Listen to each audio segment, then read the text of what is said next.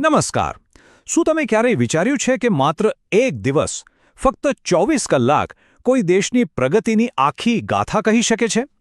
10 March 2026 Bharat માટે બરાબર આવો જ એક દિવસ હતો. એ દિવસે વૈશ્વિક સન્માનથી લઈને સ્થાનિક સશક્તિકરણ સુધી દેશના ખૂણે-ખૂણામાં કંઈક ખાસ બની રહ્યું હતું. તો ચાલો આ અસાધારણ દિવસની સફરમાં મારી સાથે જોડાઈ જાઓ અને સમજીએ કે આ બધી ઘટનાઓ ભારતના ભવિષ્ય માટે શું ઇશારો કરી રહી છે. તો આપણે આ દિવસની સફરને 5 મુખ્ય ભાગમાં વહેંચી છે.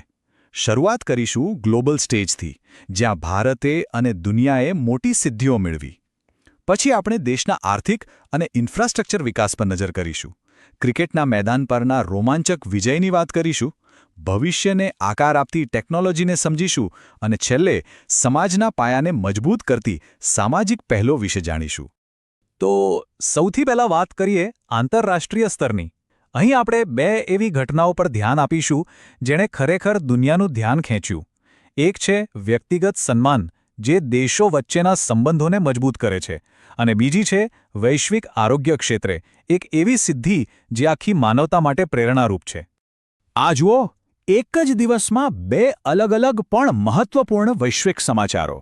એક તરફ આપણા કેન્દ્રીય મંત્રી જયંત ચૌધરીને લંડનમાં પ્રતિષ્ઠિત ઇન્ડિયા યુકે અચીવર્સ એવોર્ડ મળ્યો, જે ભારત અને યુકે વચ્ચેના ગાઢ સંબંધોની નિશાની છે. તો બીજી તરફ એક ખૂબ જ સારા સમાચાર. વર્લ્ડ હેલ્થ ઓર્ગેનાઇઝેશને ચીલીને રક્તપિત્ત મુક્ત જાહેર કર્યું. હવે ભલે આ સિદ્ધિ ચીલીની હોય, પણ એ ભારત જેવા દેશો માટે પણ એક મોટી પ્રેરણા છે. એ બતાવે છે કે મજબૂત ઇરાદા અને સંયુક્ત પ્રયાસોથી મોટામાં મોટા સ્વાસ્થ્ય પડકારોને પણ હરાવી શકાય છે. દુનિયામાં તો ભારતનો ડંકો વાગી રહ્યો છે, પણ દેશની અંદર શું ચાલી રહ્યું હતું? તો ચાલો હવે એ આર્થિક અને માળખાકીય પ્રોજેક્ટ્સ પર એક નજર કરીએ જે ભારતના વિકાસના એન્જિનને પૂરી તાકાતથી દોડાવી રહ્યા છે. એ દિવસે આ એક આંકડો નાણાકીય સમાચારોમાં ખૂબ ચર્ચામાં રહ્યો. $500 મિલિયન. આટલી મોટી રકમ! પણ આ પૈસા ક્યાંથી આવ્યા અને ક્યાં જવાના હતા? ચાલો એ રહસ્ય પરથી પડદો ઉઠાવીએ. તો એ $500 મિલિયન વાત અહીં છે. આપણી પોતાની સ્ટેટ બેંક ઓફ ઇન્ડિયાએ આ સોશિયલ લોન ખાસ કરીને મહિલા સશક્તિકરણના પ્રોજેક્ટ્સ માટે આપી. આ માત્ર એક નાણાકીય લેવડદેવડ નથી, એનાથી ઘણું વધારે છે.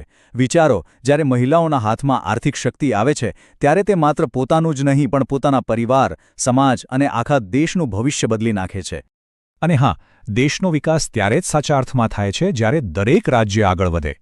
પંજાબમાં યોજાનારી આ ઇન્વેસ્ટર્સ સમિટ એનું જ એક ઉદાહરણ છે. આવી સમિટ રાજ્યોમાં નવું રોકાણ લાવે છે, નવા ઉદ્યોગો સ્થાપે છે અને હજારો લોકો માટે રોજગારીને તકો ઊભી કરે છે. આર્થિક વિકાસ માટે મજબૂત ઇન્ફ્રાસ્ટ્રક્ચર તો જોઈએ જ. મહારાષ્ટ્રના ઐતિહાસિક સસૂન બંદરને આધુનિક બનાવવા માટે ફિનલેન્ડની કંપનીઓ સાથેની ભાગીદારી એ દિશામાં એક મોટું પગલું છે. આધુનિક બંદરો એટલે શું? એટલે કે વેપારમાં ગતિ, ઓછા ખર્ચે માલસામાનની હેરફેર અને દુનિયાના બજારો સાથે સરળતાથી જોડાણ. ચાલો હવે થોડીવાર માટે અર્થતંત્ર અને ઇન્ફ્રાસ્ટ્રક્ચરની ગંભીર વાતોને બાજુ પર મૂકીએ અને એક એવી ક્ષણની ઉજવણી કરીએ જેણે આખા દેશને ખુશીથી ઝૂમવા પર મજબૂર કરી દીધો હતો. હા, વાત છે ક્રિકેટની. અને આ રહી એ ગૌરવની ક્ષણની સંપૂર્ણ વિગત. અમદાવાદનું નરેન્દ્ર મોદી સ્ટેડિયમ, લાખો લોકોનો શોર, અને ભારતે ન્યૂઝીલેન્ડને હરાવીને T20 વર્લ્ડ કપ પોતાના નામે કરી લીધો. જસપ્રીત બુમરાહ ફાઇનલનો હીરો બન્યો અને સંજુ સેમસન આખી ટૂર્નામેન્ટમાં છવાઈ ગયો. આ માત્ર એક મેચની જીત નહોતી, આ કરોડો ભારતીયોના ચહેરા પર આવેલી સ્માઇલ હતી. આ એકતા અને રાષ્ટ્રીય ગૌરવની જીત હતી. તો ક્રિકેટના મેદાનની જીતથી હવે સીધા જઈએ અવકાશ અને ડિજિટલ દુનિયામાં. ચાલો જોઈએ કે ટેકનોલોજીના મોરચે એ દિવસે ભારતે કયા 2 મોટા કદમ ભર્યા જે આવનારા ભવિષ્યને બદલી શકે છે. સૌથી પહેલાં આ એક શબ્દ સમજી લઈએ. VLEO એટલે કે વેરી લો અર્થ ઓર્બિટ. નામ થોડું ટેકનિકલ લાગે છે, પણ સરળ ભાષામાં કહીએ તો આ એવા સેટેલાઇટ છે જે પૃથ્વીની ખૂબ નજીક રહીને ફરે છે. આનાથી ફાયદો એ થાય કે ઇન્ટરનેટની સ્પીડ ફાસ્ટ મળે અને પૃથ્વીના વધુ સારા ફોટા લઈ શકાય. આ ટેકનોલોજી ભવિષ્યમાં કોમ્યુનિકેશનમાં ક્રાંતિ લાવી શકે છે. તો આ VLE ટેકનોલોજીને હકીકતમાં કેવી રીતે ફેરવવી? જવાબ છે પાર્ટનરશિપ. અને આમાં મજાની વાત એ છે કે એક તરફ સરકારી company Bharat electronics limited BEL છે, જેની પાસે વર્ષોનો અનુભવ છે, અને બીજી તરફ બેંગલુરુનું એક નવું નકોર સ્ટાર્ટઅપ બેલાટ્રિક્સ એરોસ્પેસ છે, જેની પાસે નવા વિચારો અને જોશ છે. આ અનુભવ અને જોશનું મિશ્રણ અવકાશ ક્ષેત્રે આત્મનિર્ભર ભારતના સપનાને નવી પાંખો આપશે. અવકાશમાંથી હવે પાછા આવીએ જમીન પર. અહીં પણ ટેકનોલોજી સામાન્ય માણસના જીવનને સરળ બનાવી રહી છે અને વાત છે ભારતીય રેલવેની, જે દેશના કરોડો લોકોની જીવાદોરી છે. જરા વિચારો, પહેલાં ટિકિટ બુક કરવા અલગ એપ, ટ્રેન ક્યાં પહોંચી એ જોવા માટે બીજી વેબસાઇટ અને જમવાનો ઓર્ડર કરવા માટે ત્રીજી જગ્યા. કેટલી બધી માથાકૂટ. પણ હવે આ બધું ભૂલી જાઓ. રેલ1 એપ આ બધી સેવાઓને એક જ છત નીચે લઈ આવી છે. એક જ લોગિન કરો અને ટિકિટથી લઈને ખાવા પીવા સુધી બધું તમારી આંગળીના ટેરવે. આને કહેવાય સાચું ડિજિટલ પરિવર્તન, જે મુસાફરીના અનુભવને સંપૂર્ણપણે બદલી નાખશે.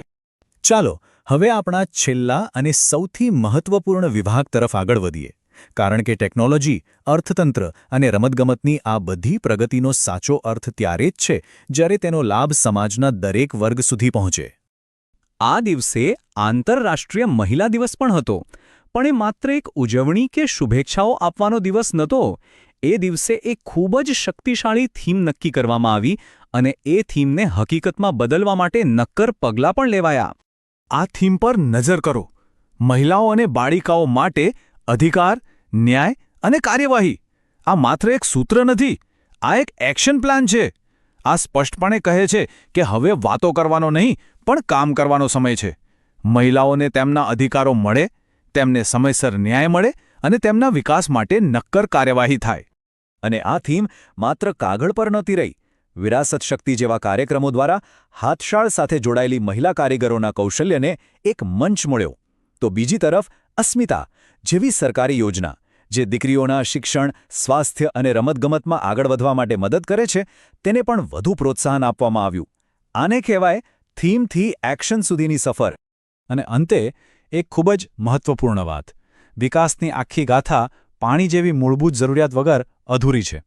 ગુજરાતના નવસારીથી શરૂ થયેલો રાષ્ટ્રીય જલ મહોત્સવ એ માત્ર એક સરકારી કાર્યક્રમ નથી, એ એક આહ્વાન છે આપણે સૌને પાણીના દરેક ટીપાનું મહત્વ સમજવા અને તેને બચાવવા માટે સાથે મળીને કામ કરવા માટે.